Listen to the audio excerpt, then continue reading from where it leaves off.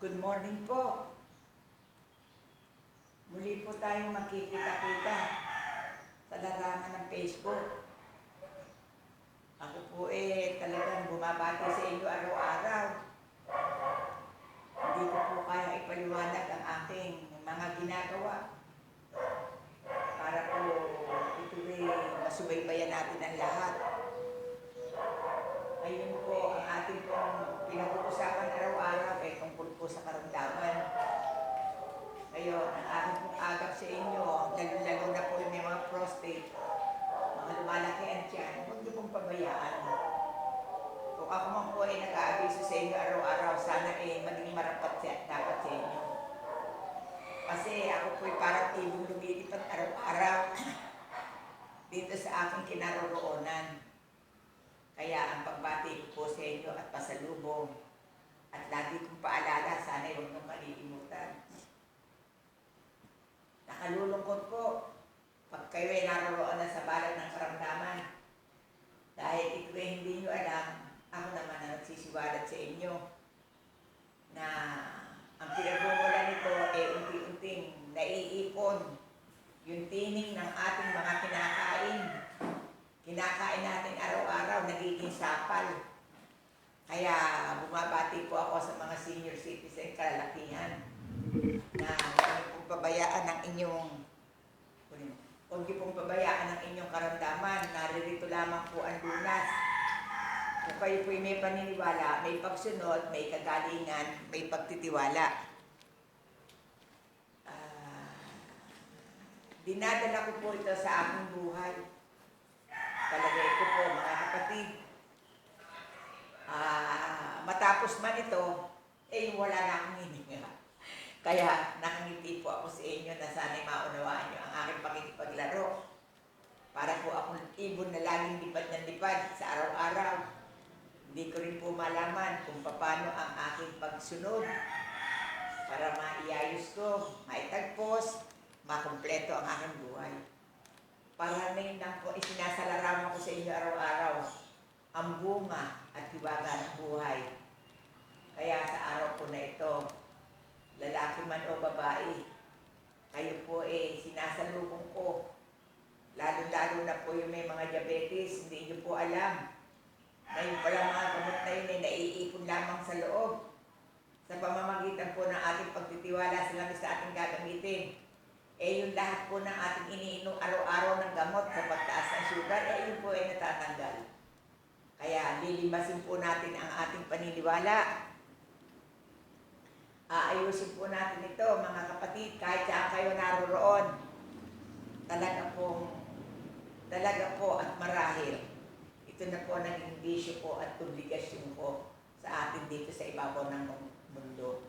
Hanggang ako nakakalakad, nakakahinga pa. Pinaparabusan ko rin po ng balita ang mga may mga colon cancer. Iyan po ay mga tining lang, nagsasama-sama po yan, magkakapatid po yan. Yung pong pantog na hindi maihi, tumatay ng dugo. Yung pong colon, yung pong myoma, isa po ang diwa niyan. Pag po kayo bata-bata pa, hindi po tutulo ito. Pero pag kayo po edad-edad na, naroroon na po yan. Ayan na po ang tining. Ayan na po ang hakbangin. Ayan na po ang kalungkutan. Kaya ako po parang ilaw. Iniilawan ko po kayo. Sinasabi ko sa inyo, yung pong nasisilip sa loob ng tiyan ng tao, na mga kung ano-anong naiipon, yung mga bato sa abdo, yung mga tining ng mga itim, lahat po, tining. Kaya ang aking pong pangungusap na binibitiwan sa inyo hindi biro at ang aking pagbabalita. At sana naman po sa aking pagsubaybay nito, huwag niyong mamasamain. Dahil ito aking tinango ang karunungan. Hindi po pinag-aralan, kundi taga sa panahon ng ating Panginoon. Kaya lahat po kayo, pinasasalingan ko ng balita na pag kayo may naroroon na sa balan ng alanganin. Yung pong mga ayaw magpa-opera, dito po ang mother pa rin. St. Joseph Chapel, Barangay Taligiging, Bulacan. Matapos po maibalita ko sa inyo ang aking intensyon at layunin, di po ba napakaganda? hindi po kayo masyadong magagastusan. Nakita niyo naman po ang lahat po ng ating hakbang. Basta po umarangkada na tayo sa ospital, wala na po. Meron pa naman po tayong lunas na nga yung ating kaprasong paniniwala pairahin natin. Tinatawagan ko rin po ang mga murang kabataan, wag sana matigas ang ulo ninyo. Mga kapatid, wag kayong masyadong mag-ambisyon ng mataas kasi dahan-dahan po natin makukuha yan Lalo-lalo na po sa ating negosyo. Lagi po nating aayusin ang lahat ng bagay kasi pag hindi po natin inayos yan at hindi makatotohanan, sandali lang po matitigil tayo. Ano po natin yung pansandalian. Masarap po yung totohanan, pangmatagalan. Para rin lang po pag-aasawa. Masarap po yung matagal mong makakasama ang pinagkatiwalaan mo ng tiwala ng pagmamahal. Kaya ako po si Mother pa rin na hindi nagsasawa sa inyo. Nananawagan din po ako sa inyo, lahat ng mga basura sa inyo, linisin niyo na po lahat. Yung pong hindi kailangan, ipagtatapon na po ninyo.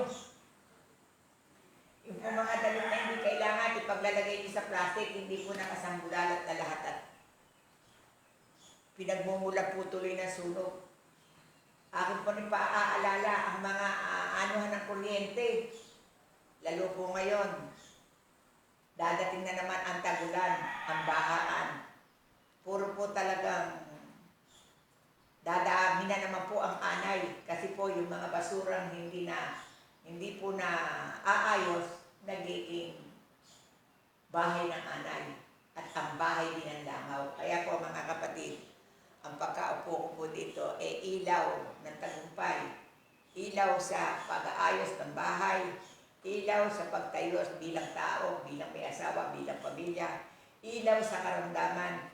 Ilaw sa kaugalian gagawin natin.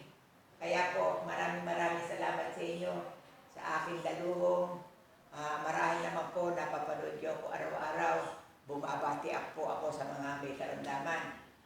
Aking po kinalalagay St. Joseph, Barangay Tabinigin, Bulacan, Mother pa rin. Kaya kayo na po ang humator, kayo na po ang bahala.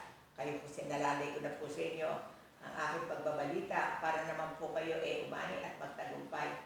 Napakasarap po na madugtungan ang inyong buhay mga kapatid. Lalo-lalo na po yung mga sakit sa dialysis, nakakalungkot po yun, mga dumi lang po yun, mga kapatid. Kaya sisikapin nyo rin ang kakainin nyo, ang aayusin nyo, ang lalandasin nyo. Kaya sa umagang ito po, mahal na Panginoon, ako po ay naririto na sumusunod sa inyo sa kaprasong hakbangin sa pagpapaliwanag sa tao. Sana po tulungan niyo po sila, tulungan mo po kami lahat. Sa liwanag po ng kandila, lahat po na nakarating dito, binabati ko po at sinasama ko po sa aking mga kaprasong balita na alam ko namang makabubuti, hindi makakasama. Kaya po, huwag niyo pong pababayaan ang pag-inom ng langis, ang pag-inom ng gata, ang pag-inom po ng dabayabas, yung pag-ano po ng malunggay. Kailangan po yan para po hindi lumabo ang ating mata. Kung kayo man po ay may karamdaman sa inyong mga mata, huwag niyo pong pababayaan. Hindi po balik tayo magkagastos, punta agad tayo sa iyo para po masuportahan na hindi lumala at nang hindi po magkaroon ng infeksyon at hindi humaba ang gastos. Kaya, Inang Birhen, bantayan mo po kami, sakupin mo po kami, lukuban mo po kami, naniniwala po kami na ang lahat ng aming gagawin sasalain mo at tutulungan mo po kami kasi sinasalalay po namin sa inyo ang lahat. Para po kaming mga manok na naghihintay ng tutukain, ang ibig po sabihin, yung aming paniniwala ay aming dadagdagan ng galing sa inyo.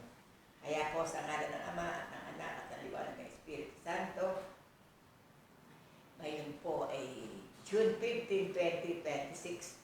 Salamat po sa Panginoon, salamat po sa inyo lahat, salamat po sa biyaya, sa tagumpay. Ingatan mo po kami sa sasakyan, sa tricycle, sa kapwa-tao, ilayo mo po kami sa tukso. Kaya nananawagan po ako sa lahat ng ating mga pinaniniwalaang mahal na rebulto, kayo na po ang bahala sa aming mawa. Kaya sa pagtayo ko po ito, Ako po ay kumakaway sa inyo at bumabati ng maligayang umaga. Buksan po tayo ng Panginoon. Ito po ang pahayag niya. Dinadalaw ko kayo, aking mga anak, araw-araw. Sa gawad at bendisyon na di nyo makakalimutan. St. Joseph, Barangay Tabibikin, Bulacan. Patnubay ng amang makapangyarihan. Ito po ang ating highest Father. Hinahabol ko po kayo at pinaliliwanag ko ang nararapat. Salamat po. Babay na lang po sa lahat ng nagpa-follow up. Amen.